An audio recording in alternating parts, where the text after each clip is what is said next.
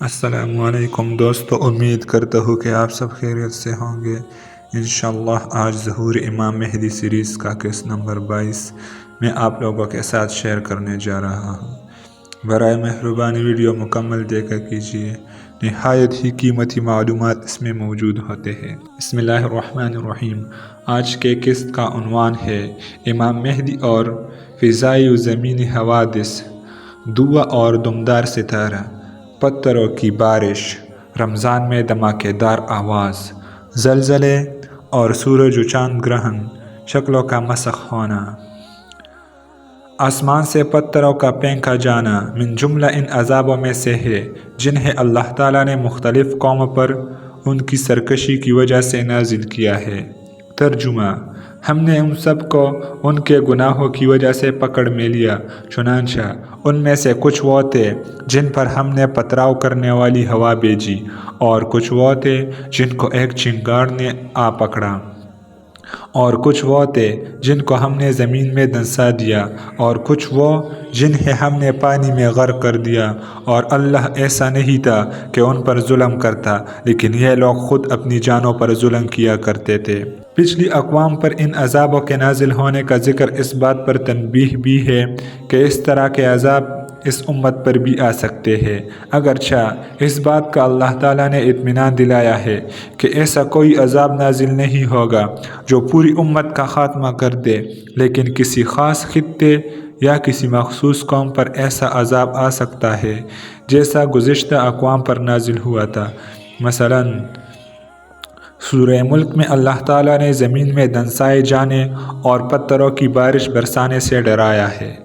کیا تم آسمان والے کی اس بات سے بے خوف بیٹھے ہو کہ وہ تمہیں زمین میں دھنسا دے تو وہ ایک دم ترترانے لگے؟ کیا تم آسمان والے کی اس بات سے بے خوف ہو بیٹھے ہو کہ وہ تم پر پتھروں کی بارش برسا دے؟ پھر تمہیں پتہ چلے گا کہ میرا ڈرانا کیسا تھا۔ کہو کہ وہ اس بات پر پوری طرح قدرت رکھتا ہے کہ تم پر کوئی عذاب اوپر سے بھیج دے، یا تمہارے پاؤں کے نیچے سے نکال دے، یا تمہیں مختلف ٹولیوں میں بانٹ کر ایک دوسرے سے بڑھا دے اور ایک دوسرے کی طاقت کا مزہ چکھا دے۔ دیکھو ہم کس طرح مختلف طریقوں سے اپنی نشانیاں واضح کر رہے ہیں تاکہ یہ کچھ سمجھ سے کام لے لے۔ حضرت عبداللہ بن ابی سے اس آیت کی تفسیر میں منقول ہے کہ اس آیت میں 4 عذابوں کا تذکرہ ہے اور یہ سب ضرور پیش آئیں گے۔ ان میں سے 2 تو نبی صلی اللہ علیہ وسلم کی وفات کے 25 سال بعد گزر گئے ہیں، چنانچہ ان کے باہم اختلاف ہوئے اور لڑائیاں ہوئی جس میں ایک دوسرے کو جنگ کا مزہ چکھایا، اور باقی 2 عذاب ضرور آئندہ واقع ہوں گے، ایک زمین میں دھنسنا اور 2 پتھروں کا برسنا۔ یعنی ان آیات میں عذابوں کا ذکر صرف دن کی نہیں ہے بلکہ یہ مستقبل میں پیش آنے والے خوفناک عذاب کی جانب اشارہ ہے۔ چنانچہ خسف یعنی زمین میں دھنسنے کا مستند روایات میں ذکر موجود ہے، اور پتھروں کا پھینکنا بھی جسے رجم کہا گیا، جیسا کہ اللہ تعالیٰ کا ارشاد ہے۔ کیا ان لوگوں نے اس آسمان اور زمین کو نہیں دیکھا جو ان کے آگے بھی موجود ہے اور ان کے پیچھے بھی؟ اگر ہم چاہیں تو ان کو زمین میں دھنسا دے یا آسمان کے کچھ ٹکڑے ان پر گرا دے۔ حقیقت یہ ہے کہ اس میں ہر اس بندے کے لیے ایک نشانی ہے جو اللہ کی طرف رجوع کرنے والا ہو۔ خسف ہو یا رجم یعنی زمین میں دھنسنے کا عذاب ہو یا آسمانی ٹکڑے گرنے کا، دونوں اللہ کی مشیت پر موقوف ہے۔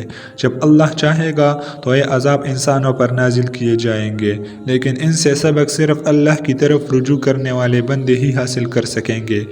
رہے وہ بد نصیب جو ایسے مواقع پر بھی فلکیات اور ظاہری اسباب کے پیچ و خم میں الجھ جائیں گے تو انہیں اس سے کوئی عبرت حاصل نہیں ہوگی، اور اگر یہ آسمان کا کوئی ٹکڑا گرتے ہوئے بھی دیکھ لے تو یہ کہیں گے کہ یہ کوئی گہرا بادل ہے۔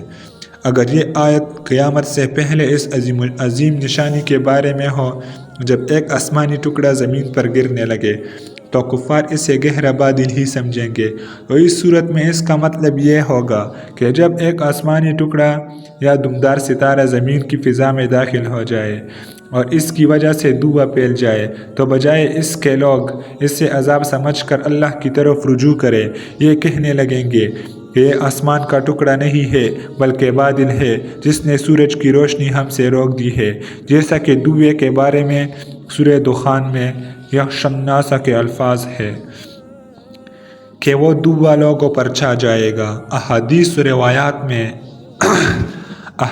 روایات میں قیامت سے پہلے بعض ایسے فضائی واقعات کی پیشن گوئی کی گئی ہے جن کے اثرات عالمی بلکہ کائناتی ہوں گے۔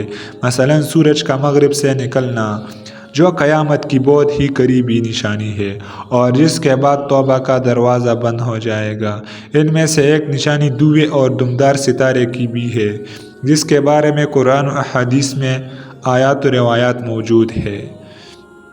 یہ نشانیاں ایسی ہیں جو عام قدرتی قوانین کے برخلاف خدائی قدرت کے اظہار کے لیے ظاہر ہوں گی۔ یہ نشانیاں حضرت امام مہدی کے ظہور سے کچھ پہلے یا آپ کے ظہور کے بعد خروج دجال سے پہلے ظاہر ہونا شروع ہو جائیں گی۔ آپ کا ظہور مبارک ان عظیم نشانیوں کے لیے ایک دروازے کی حیثیت رکھتا ہے، اور جب ایک مرتبہ ان کا سلسلہ شروع ہو جائے گا تو یہ لڑی کے دانوں کی طرح ایک ایک کر کے ظاہر ہوگی۔ حضرت حذیفہ رضی اللہ عنہ فرماتے ہیں کہ ہم آپس میں بات چیت کر رہے تھے کہ رسول اللہ صلی اللہ علیہ وسلم تشریف لائے اور پوچھا کہ تم لوگ کیا باتیں کر رہے تھے؟ ہم نے کہا کہ قیامت کا تذکرہ کر رہے تھے۔ آپ صلی اللہ علیہ وسلم نے فرمایا، قیامت اس وقت تک قائم نہ ہوگی جب تک تم اس سے پہلے 10 بڑی نشانیاں دیکھ نہ لو۔ آپ صلی اللہ علیہ وسلم نے دعوے دجال، دعوت الارض، مغرب سے سورج کی طلوع، نزول عیسیٰ، یاجوج ماجوج اور 3 خسف کا ذکر کیا۔ ایک خسف مغرب میں، ایک خسف مشرق میں اور ایک جزیرۃ العرب میں ہوگا، اور ان سب کے آخر میں یمن سے آگ نکلے گی جو لوگوں کو محشر کی طرف ہنکائے گی۔ 10 بڑی نشانیوں میں آپ صلی اللہ علیہ وسلم نے دعوے اور دجال کا بھی تذکرہ کیا۔ یہ نشانیاں مرتب نہیں ہے کیونکہ دوسری روایات میں اس کے خلاف ترتیب بھی آئی ہے۔ دعا ایک دمدار ستارے کی وجہ سے ہوگا جو زمین پر گرے گا اور پوری زمین میں عظیم و خوفناک دعوے کا باعث بنے گا۔ دوستو، آج کا قسط یہاں پر اختتام پذیر ہوا۔ انشاءاللہ اگلا قسط کل آئے گا، لہٰذا ہمارے ساتھ رہیے تاکہ سیریز کے تمام اقساط آپ لوگوں تک پہنچ جائے۔ اپنی دعاؤں میں ضرور یاد رکھیے گا۔ جزاک اللہ والسلام۔